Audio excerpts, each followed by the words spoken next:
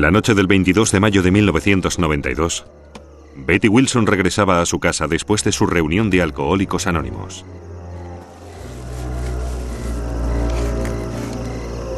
Tenía que preparar el equipaje, porque a la mañana siguiente se iba de vacaciones con su marido. Subió por la escalera y se dirigió al dormitorio. Allí encontró a su marido, yaciendo en un charco de sangre. Era evidente que habían asesinado a Jack Wilson. ¿Pero cómo? Los expertos no se ponían de acuerdo.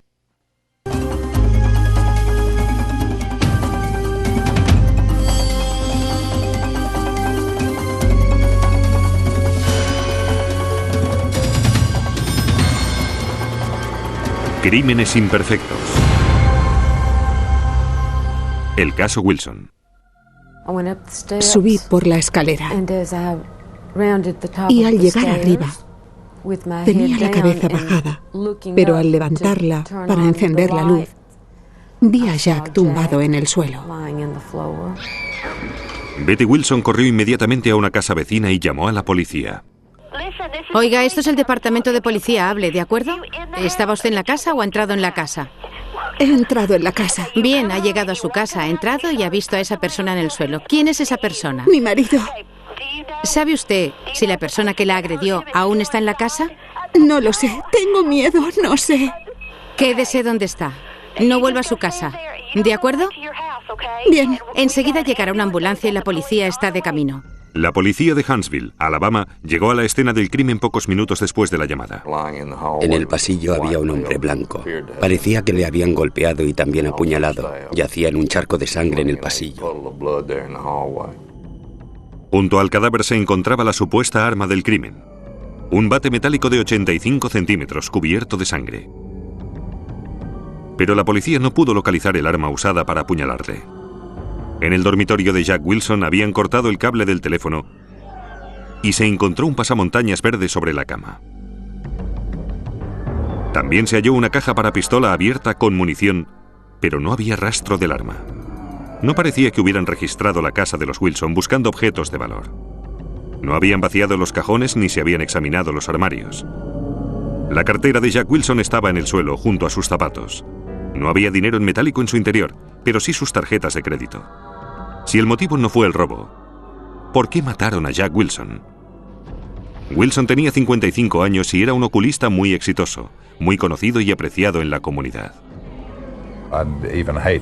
No podría contarle a la gente que Jack atendía totalmente gratis porque necesitaban ayuda médica y no tenían dinero suficiente.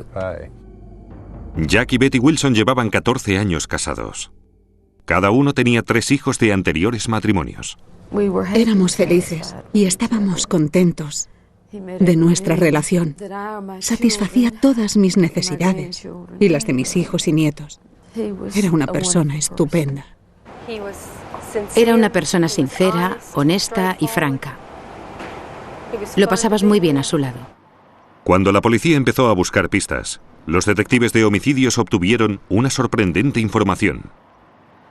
El departamento del sheriff del condado había recibido un aviso justo un día antes. Una informante de la pequeña ciudad de Vincent, Alabama, dijo que había oído en una conversación que habían contratado a un hombre de Vincent para matar a un médico. Esta información condujo a la policía a un largo y sinuoso viaje desde los bosques de Alabama a uno de sus barrios más elegantes. Y acabó en una amarga disputa en los tribunales a causa del conflicto entre 2 interpretaciones sobre lo que sucedió durante los últimos momentos de la vida de Jack Wilson.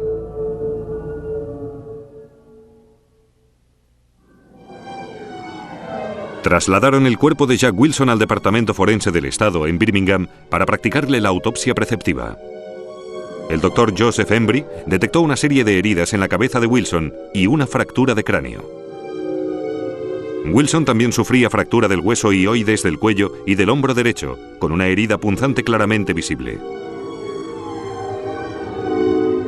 Tenía los 2 brazos rotos. Se trataba de lesiones de tipo defensivo que indicaban que Wilson intentó apartar a su atacante. Tenía además 2 puñaladas en el abdomen. Oficialmente, la causa de su muerte se atribuyó a un traumatismo craneal causado por un objeto romo. Habían golpeado a Jack Wilson hasta causarle la muerte. No obstante, el bate de béisbol que se encontró junto al cuerpo de Wilson no se mandó al Dr. Embry para su análisis. El laboratorio de serología de la policía de Huntsville identificó la sangre del bate. Era del mismo tipo que la de Jack Wilson. Pero no hallaron huellas digitales. Después, la policía se interesó por la información recibida antes del crimen. Una ciudadana responsable del condado oyó una conversación en la cual el señor White aseguró que durante el fin de semana tenía que ir a Huntsville a matar a alguien. La policía de Huntsville se dirigió a Vincent, Alabama, a unos 160 kilómetros de distancia, para interrogar a James White. Vivía en una caravana en las afueras de la ciudad. James White trabajaba como bedel en la escuela elemental de Vincent a la que asistían sus hijos. La hermana gemela de Betty Wilson, Peggy Lowe, era maestra de primer grado en la misma escuela. White tenía antecedentes por abuso de drogas y alcohol, y le habían degradado y expulsado del ejército. La policía interrogó a White durante 10 horas, y éste reconoció que se encontraba en el interior de la casa de los Wilson la noche del crimen. Había estado bebiendo los 3 o 4 días anteriores, tomando pastillas, bebiendo y fumando porros, y lo único que sabía es que quería largarme. Me dijeron que le habían pegado con un bate de béisbol, pero no recuerdo nada de un bate de béisbol, pero sí recuerdo que pegué al tipo aquel y entonces me soltó. Antes de regresar a Huntsville, la policía inspeccionó la caravana de White. Encontraron un par de zapatos manchados de sangre. Y más tarde, se comprobó que era del mismo tipo que la de White. En la vecina casa abandonada, la policía descubrió un revólver, registrado a nombre de Betty Wilson.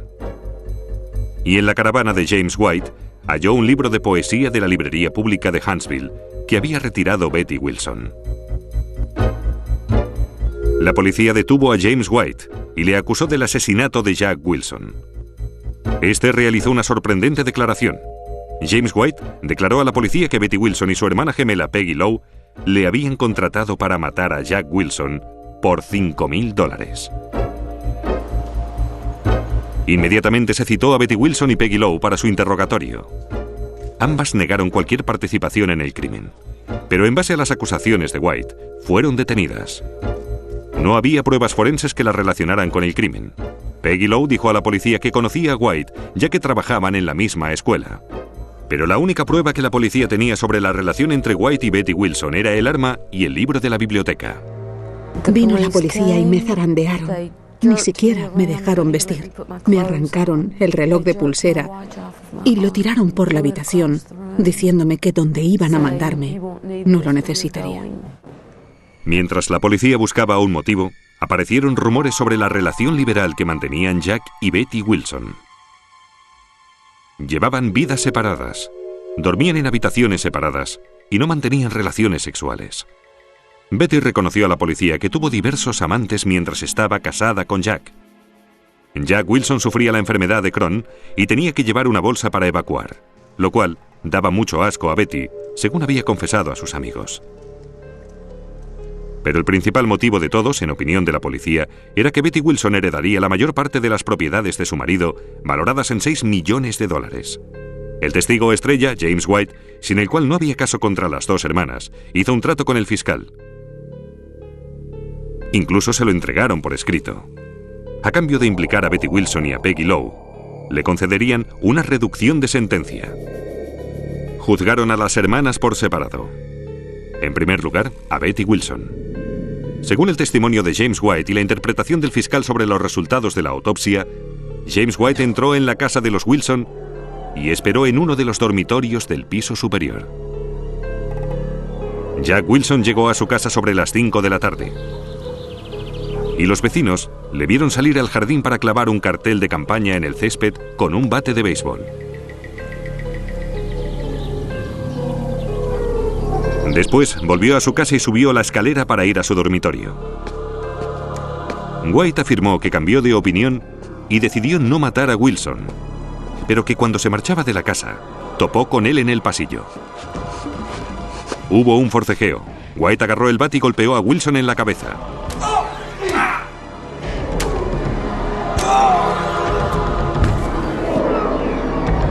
Después le apuñaló 2 veces en el abdomen.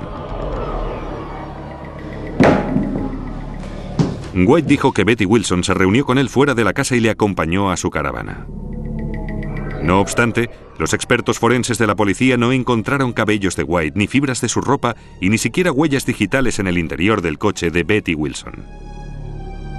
Sin ninguna prueba física importante, la acusación atacó el carácter de Betty Wilson y citó a uno de sus examantes para que testificara sobre su relación adúltera. El jurado halló a Betty Wilson culpable de asesinato en primer grado y la condenaron a cadena perpetua sin posibilidad de libertad condicional. Creo que condenaron a la señora Wilson por su conducta personal, porque con las pruebas no la habrían podido condenar. No había pruebas físicas que lo demostraran. La próxima tarea del fiscal fue juzgar a la hermana melliza de Betty, Peggy Lowe, por el mismo crimen. Los testimonios y pruebas contra ella eran muy similares. Pero su abogado solicitó el testimonio de un experto de la defensa, que lanzó una auténtica bomba forense: que Jack Wilson no fue asesinado como decía la acusación. 8 meses después de la condena de Betty Wilson por contratar un asesinato, su hermana gemela Peggy Lowe fue juzgada por el mismo crimen. Esta vez el fiscal no podía atacar el estilo de vida de la acusada. Peggy Lowe era maestra de escuela. Su esposo y ella eran miembros activos de la iglesia baptista local. Y Peggy incluso era la solista del coro de la iglesia. Y desde hacía mucho tiempo era conocida por ayudar a los necesitados. Mis amigos hicieron por mí lo que yo no podía hacer. Cuando ya no podía llorar, lloraron por mí. Cuando no podía rezar, rezaron por mí.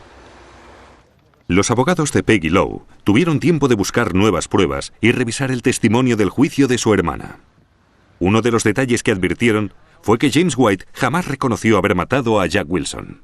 Los detectives me dijeron que le había golpeado con un bate de béisbol o con un objeto pesado, y creo que les dije que busqué algo hasta que encontré algo. Golpeé a aquel hombre, me soltó y me largué.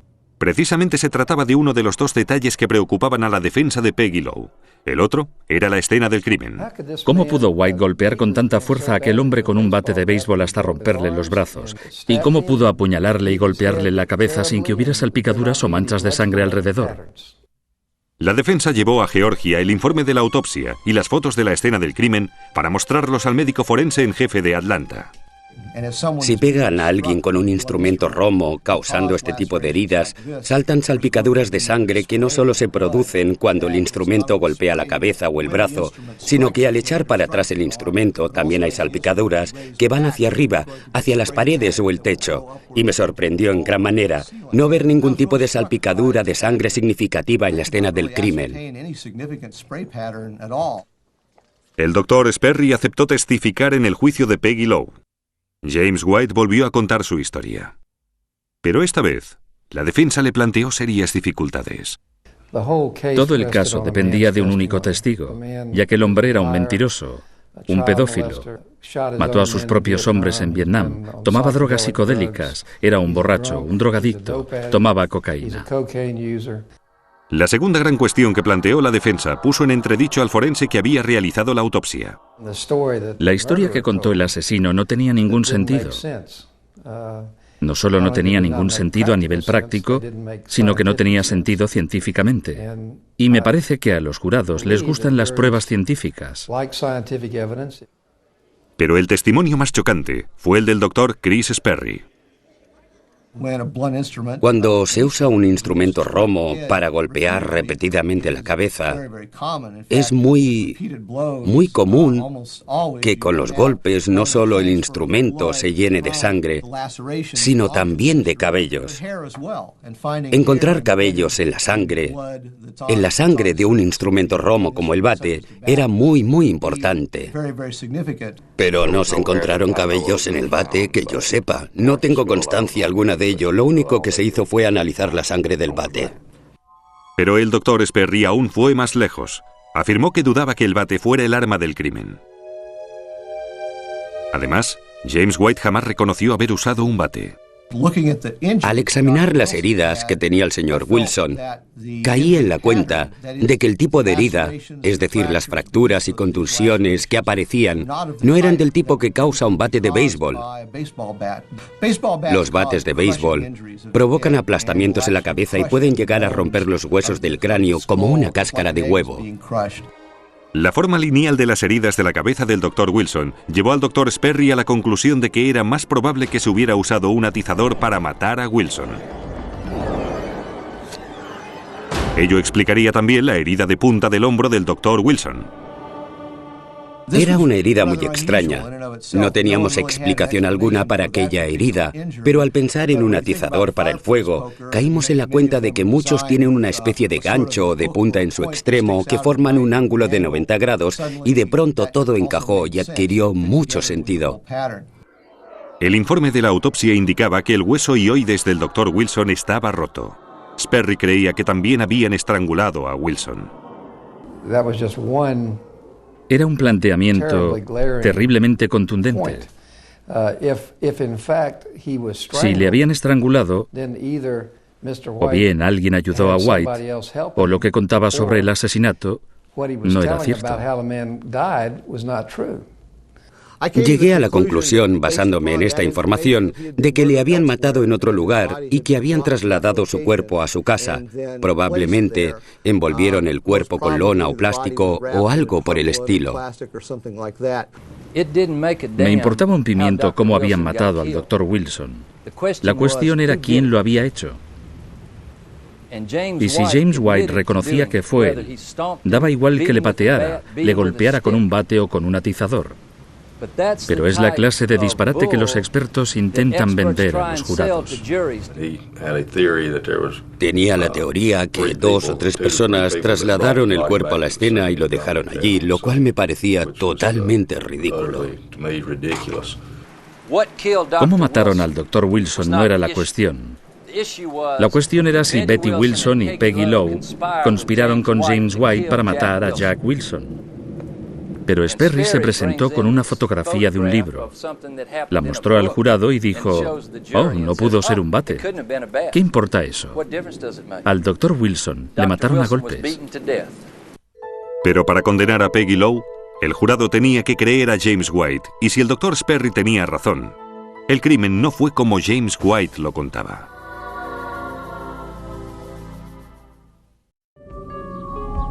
Había 2 versiones del asesinato de Jack Wilson. Sus vecinos le habían visto en el jardín de su casa sobre las 5 de la tarde, clavando el cartel electoral en el suelo con un bate de béisbol.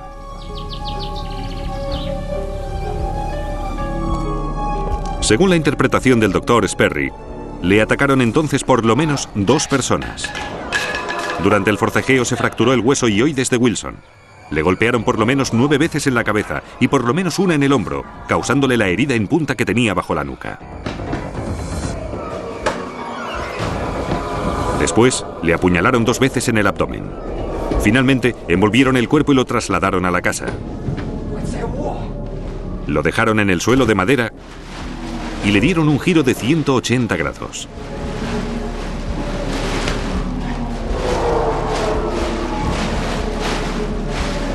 Su cabeza golpeó el marco de la puerta, dejando una mancha de sangre y un remolino de sangre en el suelo.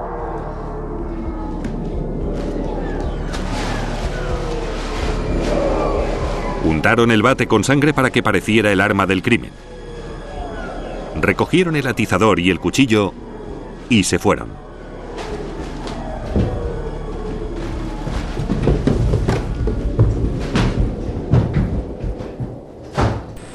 El jurado deliberó menos de 2 horas. Damas y caballeros, ¿tienen un veredicto? Sí, señoría. ¿Puede leer el veredicto, por favor? El jurado declara inocente al acusado.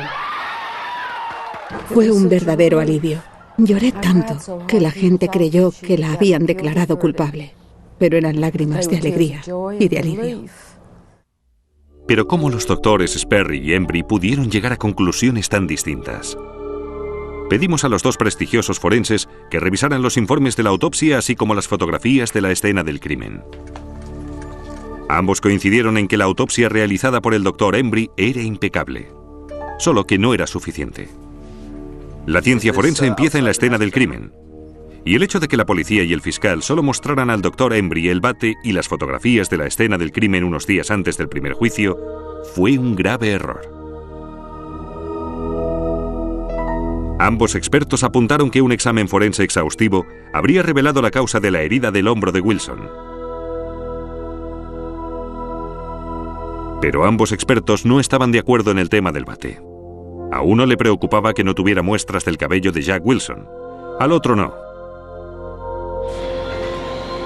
El doctor Walter Hoffman opina que la falta de un examen forense completo de la escena del crimen abrió posibilidades a la defensa. Si la policía no pide ayuda y lo hace todo por su cuenta y después manda el cadáver para la autopsia, se pierde una cierta cantidad de información vital. Se pierde la posibilidad de evaluar la escena en su estado original antes de que nadie la pise o la altere. El doctor Embry, que realizó la autopsia de Jack Wilson, no estuvo en la escena del crimen. Y a pesar de que el doctor Embry sigue afirmando sus conclusiones, declinó defenderlas en este programa. Después del juicio de Peggy Lowe, James White revisó su confesión. En una declaración jurada, dijo que jamás se reunió ni habló con Betty Wilson y que Peggy Lowe jamás le propuso que matara al doctor Jack Wilson y que se lo había inventado todo. Pero después dijo que le habían obligado a firmar la declaración y volvió a su versión original. Sigue en la prisión de Alabama, de donde podrá salir en libertad condicional dentro de pocos años. Me confesé culpable, pero yo no maté a aquel hombre, aunque sí estaba al corriente de la situación, así que creo que en un cierto sentido merezco estar aquí. James Denison White habría vendido su alma para conseguir un buen trato y escapar de la silla eléctrica, y creo que es exactamente lo que hizo. 2 hermanas, 2 juicios, las mismas pruebas forenses, pero 2 diferentes veredictos. Betty Wilson lleva 4 años en la cárcel cumpliendo una pena de cadena perpetua, sin posibilidad de libertad condicional. Su primer recurso fue rechazado. Tiene otro pendiente. Peggy Lowe espera que un día su hermana pueda ser juzgada de nuevo. Nadie se preocupa por ella. Nadie la abraza. No tiene cariño. No puede llorarle a nadie. No tiene intimidad. Y cuanto más pienso en ella, más me duele su situación. Fue una pesadilla que aún no ha acabado.